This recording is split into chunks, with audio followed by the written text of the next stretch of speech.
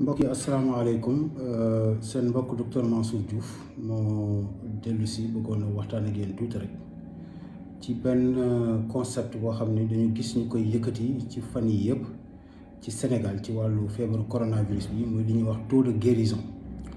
maanaam muy ñi nga xamante ni dañ leen a faj ñu wér ci feebar bi ñu jàpp ni taux de guérison ba bokk na ci yi gën a am solo ci àddina bi. mu mel ni sax nit ñi dañ ci am satisfaction li ñuy wax autosatisfaction ba di wax naan loolu li ko waral mooy système bi nga xam ni moom la autorité sanitaire yi teg pour xeex jàngoro ji dafa efficace. loolu nag dafa soxla ñu indi ci ay leeral tuuti parce que taux de guérison boobu noonu nekkul paramètre boo xamante ni day wane efficacité wu système bi ñu teg pour xeex jàngoro bi. loolu ay naxaata la day seen li ñuy wax naan fausse sécurité li ñuy wax trompe-l'œil taux de guérison bu ñu ko déggee li muy junj mooy ni feebar bi li nga xamante ni moo ci ëpp dafa nekk ay forme yoo xam ne forme yu bénigne la mooy maanaam du forme yu grave yi loolu moo waral ñooñu nga xam ne dañ koy am forme yu bénigne yooyu di wér te bu ñu seetloo population Sénégal dafa nekk population boo xamante ni ñi ci ëpp ay ndaw lañu yoo xamante ni amuñu yenn feebar yu chronique yi nga xamante ni day indi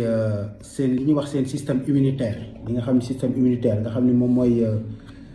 gendarme yi nga xam moo nekk ci yaram bi di la défendre bu fekkente ni doomu jàngoro bi dafa dugg sa yaram ñooñu seen système immunitaire dafa baax te loolu moo waral nag ñu bëri ci ñooñu nga xam dinañ am feebar bi duñu am ay symptômes. mën nañoo am feebar bi sax ba wér te duñu xam ni sax feebar bi amoon nañ ko ñooñu nag dafa bu ñu demee ba seen lim takku trop ba am benn niveau boo xam ne toll na fa sax dinañ dem ba constituer benn barrière boo xamante ne ni doomu jàngoro bi dootul law parce que ñoom bu ñu ko amee ba wér seen yaram dafay fabriquer ay anticorps yu nga xamante ni daf leen di jox li ñuy wax immunité passive. jamono bii nag nga xamante ni ñi ngi gis ne loolu ñu doon tuddee ay cas importé maanaam ñi nga xam ne dañuy jëlee jàngoro bi dañ koy jàppee ca bitim réew ñëw dugg si ci dëkk bi indi ko nga xam ne bi feebar bi commencé forme yooyu amoon na loolu daanaka fi mu nekk nii gisatuñ ko jeex na li ñu gis nag nga xamante ni moo war a jaaxal ñépp gën a tax ñu gën a takku gën a xeex transmission bi mooy li ñuy wax forme communautaire mooy ñi nga xam ne dañoo gis doomu jàngoro bi ci ñoom te mu ñu ñëw duut baaraam ni fii lañ ko jëlee wala diw mi moo leen ko wàll pour mën a def suivi bi ak ñi nga xam ne ñooy contact yeeg yooyu cas yooyu nag dañoo gis ni dafa commencé di multiplier wu te yooyu lu muy gën a multiplier wu di gën a indi ay jafe-jafe donc ma xalaat ni au lieu ñuy jël taux de guérison boobu di ko def muy benn satisfaction nga xamante ni li mu nar a indi bu ñu deful nag mooy li ñuy wax relâchement maanaam ak bàyyeeku ci wàllu mesure barrière yi te mesure barrière yooyu mooy li nga xamante ni moom la ñu gis ni efficace na maanaam raxas bi nit ñi di raxas seeni loxo li ñuy wax distanciation sociale te man ma préfère sax ñuy wax distanciation physique parce que ñun suñu société moo bindoo noonu ñëpp lañu am ay relation yu ñu am suñu diggante ak yooyu du réew moo xamante ni ku nekk da nga nekk bopp sa bopp wala yooyu donc terme distanciation sociale sax dafay xaw a gêné wu ci contexte boobu moo tax may préférer distanciation physique maanaam ñu wàññi jaxasoo bi donc lépp loo xamante ni dajaloo la ak yooyu ñu moytu ko loolu moo waral yenn mesures yi xam ne tëj école yeeg tëj université yi dem ba tëj jàkka yeeg yooyu donc loolu bu ñu ko waree renforcer sax dañu war a tëj yenn yi nga xamante ay marché yeeg ay yëpp yi nga xamante ni day indi ay jaxasoo te amul nekkul lu indispensable ci dundu nit ñi. loolu moo taxoon ma ne woon dañu waroon a bàyyi rek yi nga xamante ni ñooy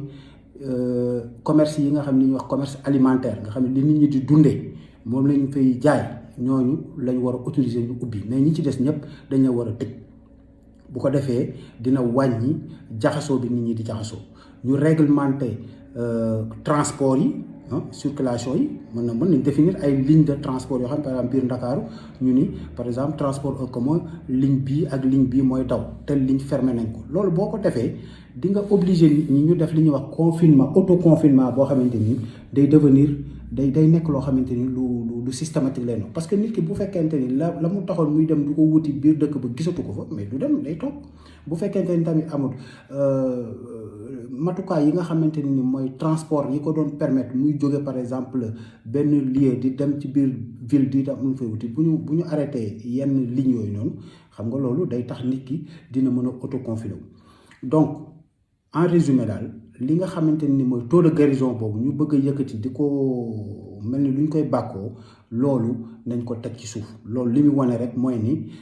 feebar bi li ci ëpp ay forme bénigne lay doon yaa ngi dégg heureusement te loolu gis nañ ko Sénégal parce que forme grave yi nga xam ne ñooy war a dem ay sauvetage dem réanimation bay indi ay faatu nit ñi yooyu yàlla dimbali nañu ci alhamdulilah rabbil alamin gisaguñ ko fa mu fay yokk donc yàlla na yàlla def loolu continuer donc ñu gën a ñaax nit ñi ci wàllu mesure barrière yi raxas loxo yi bàyyi jaxasoo bi ak léegi mesure yu bees yi ñu préconiser muy solu masque bi nga xamante ni nit bu génn mënta ñàkk booy génn nga sol sa masque fépp foo xam ne da nga fay fekk ay nit war a dem leen teg ñoom ak yooyu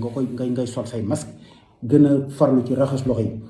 loolu nag man dama jàpp ne autorités yi actuellement fi ñu war a gën a def seen doole mooy xeex ak cas communautaire yooyu nga xam ne dafa commencé di bëri ba pare commencé ñoo jaaxal te loolu nag campagne agressive de communication moom moo koy def parce que nit ñi tamit gis nañ ni boobu ba léegi ñu ngi wax mais ñu ci bëri li ñuy wax dafa mel ni farataaluñ ko loolu nag bu amee li ma doon wax rek dafa am ñoo xam ne am nañu baat ci dëkk bi ñoo xam ne bu ñu waxee ñu déglu leen bu ñu diglee ñu jëfe te ñooñu ñi ci jiitu mooy suñu kilifa diine yi nga xamante ni nit ñi déggal nañ leen donc nañ nguur gi ak autorités sanitaires yi dem wax ak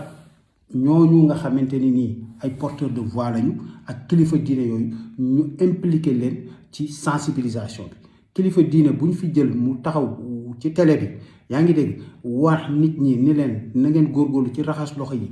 wàññi dem lente bi ak dikkalante bi sol masque yi ak yooyu ba pare ñu won ko mu jëfe ko mais loolu campagne de sensibilisation mënu ko gën a am solo donc loolu daal la ñu woon nañ ko indi daal incha allahu rabbi di ñaan yàlla nit ñi am dégg ak topp te xam ni loolu lépp ñu koy wax noonu seen njariñ moo ci nekk wasalaamualeykum wa rahmatullahi taala wa barakaatu.